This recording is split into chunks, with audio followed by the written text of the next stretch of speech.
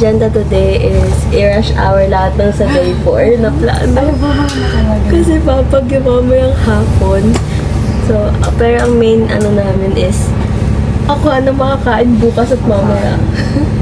Kasi siguradong bukas sarado lahat ng kasi tited. Kapag trade kasi limited lang, which is the 8 mamayang hapon. Pero hindi na natin i-risk.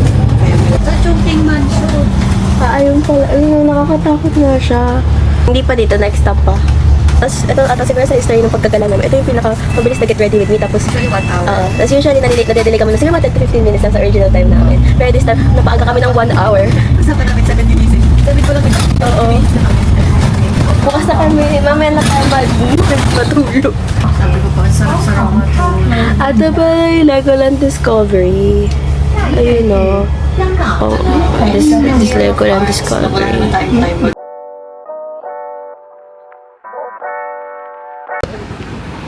Baka.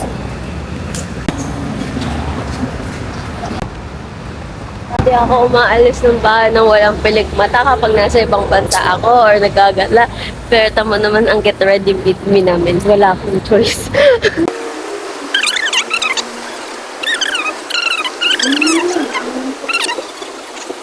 Gosh, Blackpink na bus. Alo, ba't pa palayo? Tao pa naman. Kasi mamaya pa naman hapon. So, pwede pa mag-grocery ang mga tao-tao. Sabi, alas-das pa daw sila mag-erase ng signal number, kumbaga.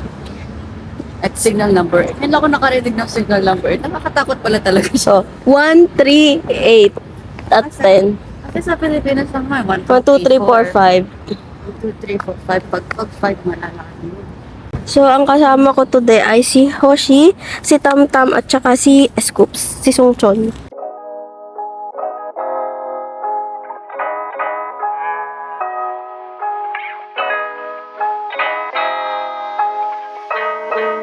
Ito, si Baby, oh. Opera House budget version. Ito, Opera House daw. Si Katy Perry. Silang Opera House. Grabe ang init. Grabe ang init, guys. Hindi kayo man sasakay dyan ngayon. Baka hagupitin ng bagyo. Welcome to Hong Kong.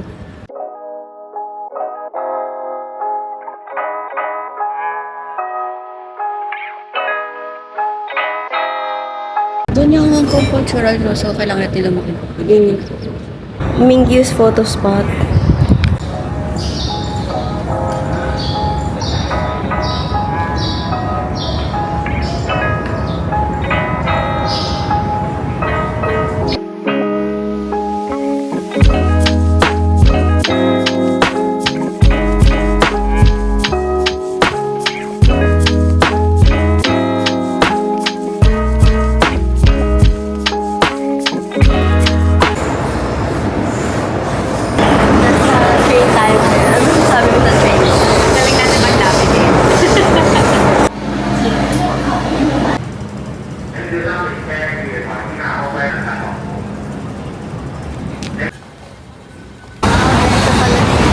Welcome to another episode of The Blind Leading the Blind! Yay! Ba't tayo nakarating? Pero kasi ang dami nating episode na naliligaw tayo, pero another episode na naman. Ini-immerse mo talaga yung sarili mo sa everyday local life. Nag-order para sa amin. Salamat magsasalita sana ako pero nauna siya. Na-pressure kasi ako kasi sa akin siya unang tumingin. The blind leading the blind. Tiwala. Kahit pares kayong bobo sa direction. Tiwala lang. Ito mga iyong pineapple bun. Ati tayo. Sige. Smile muna. Saya muna.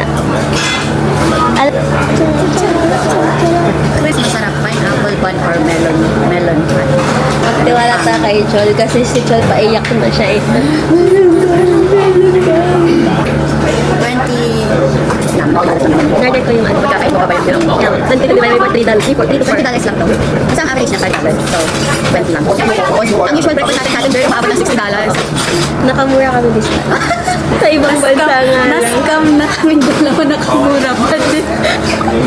Girl, math nga eh. Pinili ko yung yung drink ko is yung Hong Kong style lemon iced tea. Plus, Kamwa Cafe, Kamwa guys, kamwa. French toast, and then pineapple bun. Milk tea yung drink niya, and then akin ay Madami pa yung lemon iced tea. kaysa dun sa talagyan ng milk. Natry ko na yung Hong Kong French toast. Tsaka tayo may siya doon. Either condensed or peanut butter. Masang itlog. Okay yung iced tea nila. Sarap yun. Milk tea. Good night. Good night na agad. Day 3. Guys, dumating yung bagyo. Mas maaga siya kasi, alam niyo ba, naging weather forecaster na ako para sa kaibigan ko. Minonitor ko siya, tapos may shift pa kami. Ako muna unang natulog, then siya. Then ako naman nag-albantay. Tapos after umanan ng bagyo, saka kami natulog parehas. Guys, nag-T8 na siya. So, pwede na kami lumabas. Nagbukas na yung 7-Eleven na binabantayan ng kaibigan ko kasi word siya. Bago tayo kumain, buksan natin si Molly. Dahil yun lang ang aking video for today at kumain. Let's unbox Molly. One lang yung binili ko. I don't mind getting any. Pero sana yung pink dahil favorite ko yung pink. Sold out to sa Australia. So, I'm happy na nakuha ko siya dito. Oh my gosh, ang cute ng lagayan niya. Pouch. Malakasan. Ito siyang i-reuse. Ang nakuha ko ay purple! Ang cute niya. Purple, tapos mukhang duck. Pusa siya, girl! Ba't nakanguso kasi na mukha ka nun? Nakapout si Molly. Yay! Meron na akong Molly. Tapos, bigyan ko kayo ng haul ng Donkey Haul ko for tonight. Ang dinner natin is KFC. Masarap ang KFC nila dito, pati yung price niya. Tapos, bumili ako ng Pepsi. Yung, KFC nila dito, may rice. Tapos, yung fries nila dito, crisscross fries. Tapos, kalaso siya nung fries nung sa Philippines na KFC. Kasi yung KFC namin sa Australia, Wala. normal lang siya na potato fries. Yung order ko, dahil naubusan na ako ng chicken fillets, nakalagay doon, sold out. Spicy chicken, and then, syempre, hindi mawawala ang rice. Mushroom rice. Tapos, of course, yung crisscross fries. Baka mauntog na naman ako. So, ang itinerary namin today, mag-dish na lang kami. So, meron kami ticket, meron kami LNG pass. Yung LNG pass, binili ko siya sa Agoda. Sabi sa Agoda, wala silang refund. Kasi wala kang magagawa pag hindi ka nagpunta doon. So, ginawa ko, in-email ko sila, parang the day before kami, or the day after mag-land, na kung pwede ba sila magkaroon ng special amendments dahil nga sa weather condition. Eh, kung na sinabi na dahil valid pa siya at hindi pa nag-close yung park, wala pa sila magagawa. So today, may message ko ulit sila, sabi ko, kailangan ko ng special amendments nga kasi nga, close yung park. So sabi niya, okay, bigyan mo ako ng proof na hindi talaga kayo nakapunta. Nag-screenshot ako ng news na tease and yung level ng bagyo, tapos tsaka yung screenshot na close yung park. So sinend ko sa kanila. Tapos sabi nila, okay, bigyan nyo kami ng few hours, basta bigyan sila ng time para i-contact yung supplier nila kung anong mangyayari. Tapos hindi na ako nag-reply kasi syempre bigyan daw ng time. After ilang hours, nag-message ulit sila. Sabi nila, nakontak nila yung supplier nila at naghingi sila ng supporting documents na hindi kayo nakapunta. Example, canceled flights, ganon. So syempre, naiirita na ako. Sabi ko, kakasend ko lang ng screenshot tsaka nung link nung news. Di ba enough yun? Sabi ko talagang ganon. Ang next nilang email ay, your booking has been cancelled. Tapos cancellation fee 0. Tapos refunded amount kung magkano yung binayad ko. Ganon guys, huwag kayong papayag na babibiktima kayo ng kapitalismo. Kailangan nyo minsan lumaban. Ang lesson learned natin ay, huwag kayong susuko kung wala kayong pera. Hindi kami kawawa guys ha. Wala lang, hindi lang kawawa. Kawawa kami pero hindi naman super kawawa. The reason na nandito kami sa floor dahil Wala kaming enough space sa table. Oo.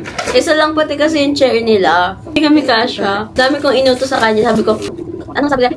Hubatin mo na yung raincoat mo. Ganito sabi. Mag-base ka na. Magpad ka na ng top. Nasa na yung bag ng donkey? Paano ba itatago ko sa kanya? Rice is life.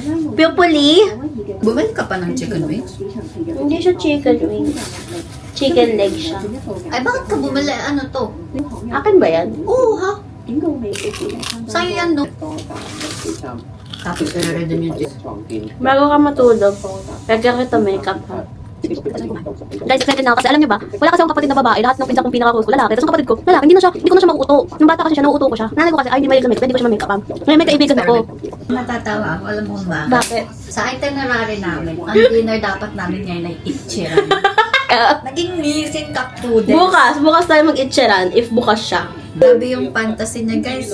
Minsan, pag natutulala yun, bigla na yung sasabi ng miss ko na si Hoshi. Guys, magdo-donkey haul na ako. Don, donkey. So first, dalawang variant ng Anessa yung binay ko. Ito daw, matte yung finish nito. At parang glass skin. So parang similar siya sa Biore. Dahil mainit sa Hong Kong at nagpapawis ako, as in yung mukha ko pagkalabas pa lang ng hotel, parang pauwi na ako. Dahil matte yung finish niya. Tapos, bumili ako ng towel, face towel. Then, I saw this on TikTok. Tapos, ito daw yung magandang setting spray. Tapos, bumili ako ng KitKat. Bumili ako nito. Rich cheesecake. Camembert cheese and cream cheese. Nag-expire siya sa December 28. Yung parang lengua, white chocolate na 24 pieces. Nakita ko to sa TikTok. Actually, Japan yung pinuntahan niya. Pero masarap daw to. And then, ano ba bilhin ko? Ito, nabudol niya ako. Pero gusto ko din naman yung photo card holder na high Q team. Sikuro Tetsuro.